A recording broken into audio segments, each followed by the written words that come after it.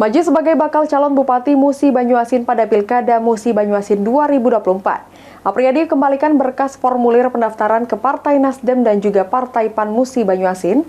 Dan selain itu juga Apriyadi mengembalikan formulir pendaftaran ke Partai Perindo Musi Banyuasin.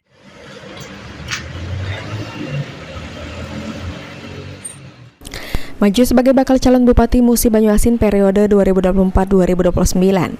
Apriyadi diwakili oleh tokoh masyarakat Musi Banyuasin dan istri Asna Aini Apriyadi mendatangi 3 partai politik di Musi Banyuasin, di mana relawan dan pendukung Apriyadi mendatangi kantor DPD Partai Perindo Musi Banyuasin untuk mengambil formulir pendaftaran yang diterima langsung oleh Ketua DPD Partai Perindo Musi Banyuasin Alpian.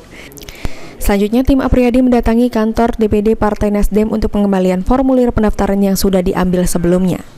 Salah satu perwakilan tokoh masyarakat dari pendukung Apriyadi mengatakan, jika dalam pengembalian formulir dan pengambilan formulir pendaftaran bakal calon ini, Apriyadi berhalangan hadir karena tugasnya sebagai Sekda Musi Banyuasin.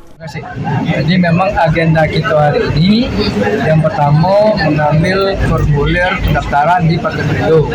Ngapo hari ini? Karena beliau baru buka dari kemarin, jadi baru akan buka. Kebetulan hari ini. Ini adalah komunikasi yang kedua yang dilakukan oleh tim ke partai-partai yang telah diambil formulirnya.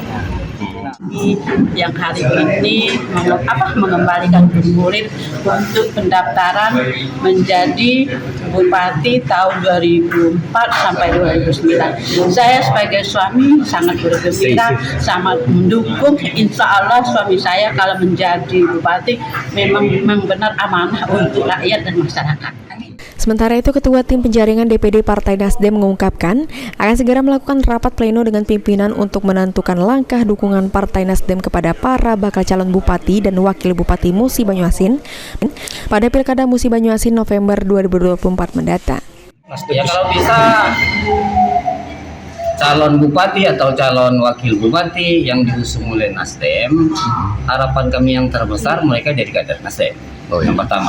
Yang kedua, ya kontribusinya terhadap kebesaran Partai Nasdem di Kabupaten Musi.